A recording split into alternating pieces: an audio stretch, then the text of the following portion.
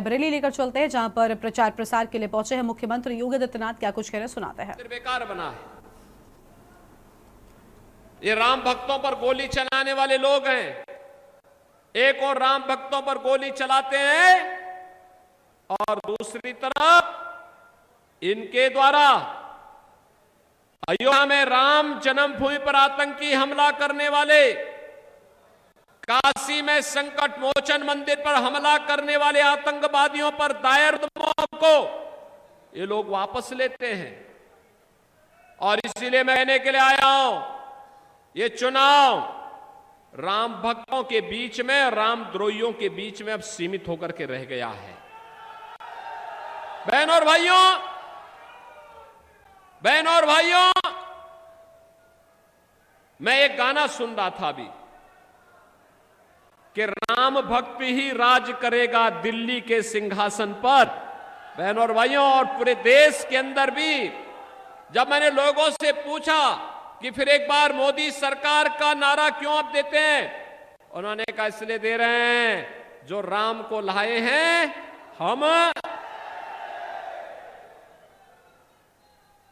और राम भक्त ही जब शासन करेगा तो हो ही वही जो राम रसी राखा।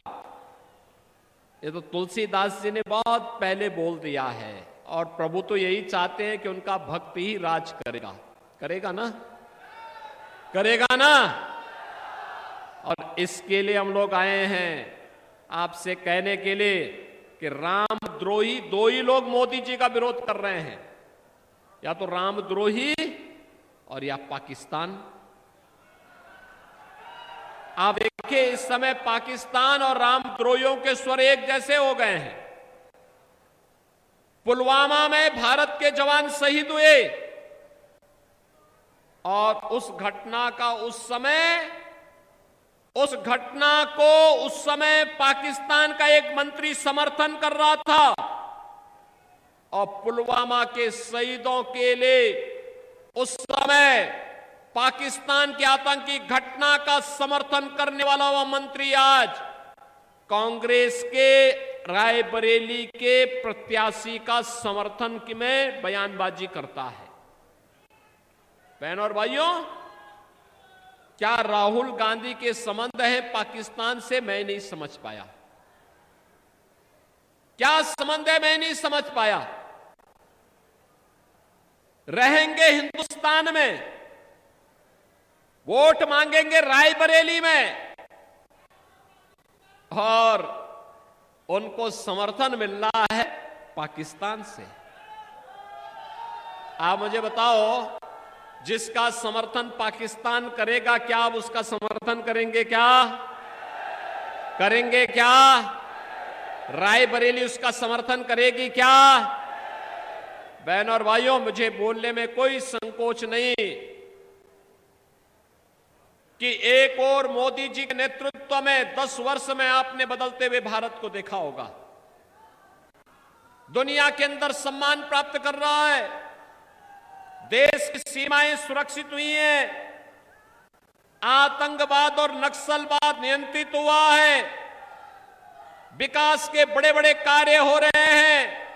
कांग्रेस की नेत्री का बयान में पढ़ रहा था कल, कह रही थी कि मोदी जी बताएं तो 10 वर्ष में रायबरेली में क्या किया। मैं पूछना चाहूंगा कि 10 वर्ष नहीं, तुमने 65 वर्षों में कांग्रेस ने रायबरेली के लिए क्या किया? आज अगर रायबरेली में एम्स है तो इसका पैसा भी मोदी जी दिए हैं, और ये रेल कारखाना है, इसके आधुनिकीकरण, इसके विस्तारीकरण का पैसा भी मोदी जी दिए हैं। इसके उद्घाटन में मोदी जी स्वयं भी आए थे। बहनों और भाइयों, हर घर नल की योजना हो या विकास के वे सारे कार्य आज ये मोदी जी के कारण हो रहे हैं। कहीं एम्स, कहीं आईआईटी, कहीं आईएम, कहीं ट्रिपल आईटी, कहीं पे एनआईटी, कहीं पे वर्ल्ड क्लास यूनिवर्सिटी का निर्माण हो रहा है। हर जिले में हर घर नल की योजना बन रही है, हाईवे बन रहे हैं, रेलवे के काम हो रहे हैं, मेट्रो का विस्तार हो रहा है। विकास के कार्य कितना कार्य हुआ है देखना है तो कांग्रेस के नेता नोट करें। यह देश आजादी के पहले से लेकर 2014 तक केवल 52 एयरपोर्ट बना पाए, 74 एयरपोर्ट बना पाया था। मोदी जी ने पिछले 10 वर्ष में 152 एयरपोर्ट बना दिए।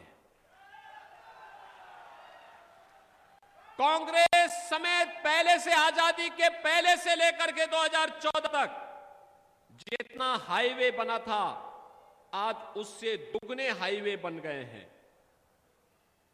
मेट्रो केवल 5 सिटी में थी, आज 20 सिटी में मेट्रो है। एम्स केवल 7 थे, उनमें से कांग्रेस ने 1 बनाया था, अटल जी ने 6 बनाए थे। आज देश के अंदर 22 एम्स हैं, 22। बहनों और भाइयों, पहले हर घर नल की योजना नहीं थी, आज हर घर की नल की योजना लागू हो चुकी है। पहले बहनों और भाइयों, ये कांग्रेस की सरकार के समय स्वास्थ्य की सुविधा में लोग तड़पते थे, आज हर 1 डिस्ट्रिक्ट 1 मेडिकल कॉलेज का निर्माण हो रहा है। बहनों और भाइयों, विकास के कार्यों को भी आप देखेंगे। कांग्रेस के समय लोग भूख से मरते थे, गरीब भूख से मरता था। आज 80 करोड़ लोगों को फ्री में राशन की सुविधा का लाभ प्राप्त हो रहा है। और फ्री में राशन का सुविधा ही नहीं मिल रही है, जो ये पाकिस्तान का राह लाभ रहे हैं कांग्रेस के नेता।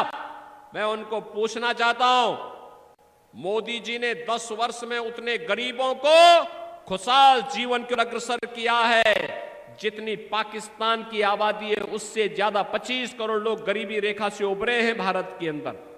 और भिखमंगा पाकिस्तान, आज का न्यूज आपने सुना होगा कि पाक अधिकृत कश्मीर में दंगा इसलिए हो गया क्योंकि वहां पे खाने के लिए आटा नहीं है, बिजली नहीं है, चावल नहीं है, और खाने को लेकर के लोग ऐसे लड़ रहे हैं जैसे गली मोहल्लों में लड़ते हैं। बहनों और भाइयों, ये पाकिस्तान की दुर्गति देखने के बाद भी अगर कोई दुर्बुद्धि व्यक्ति पाकिस्तान का राग अलापता है, उससे कहना चाहिए कि भैया जाओ पाकिस्तान में, भारत में बोझ मत बनो, मत बनो भारत में बोझ। भारत तो 80 करोड़ लोगों को फ्री में राशन की सुविधा का लाभ दे रहा है। 60 करोड़ लोगों को आयुष्मान भारत में 5 लाख रुपए का स्वास्थ्य बीमा दे रहा है। 50 करोड़ लोगों को जनधन अकाउंट खोले गए। 12 करोड़ किसानों को किसान सम्मान निधि का लाभ दिया जा रहा है। 12 करोड़ घरों में शौचालय बने। 10 करोड़ गरीब लोगों को उज्ज्वला योजना का रसोई गैस का सिलेंडर उपलब्ध कराया गया। और उत्तर प्रदेश सरकार से होली और दीपावली में एक भरा हुआ सिलेंडर उन परिवारों को हम लोग उपलब्ध करवा रहे हैं। बहनों और भाइयों, 4 करोड़ गरीबों के मकान बन गए। और मोदी जी ने कहा है अगले 5 वर्ष में बचे हुए सभी गरीबों को एक एक मकान उपलब्ध करवाने का काम करेंगे। कांग्रेस के समय योजना का लाभ चेहरा देख करके दिया जाता था। और डॉक्टर मनमोहन सिंह का बयान तो था ही। डॉक्टर मनमोहन सिंह जी ने क्या कहा था देश के संसाधनों पर पहला अधिकार मुसलमानों का है।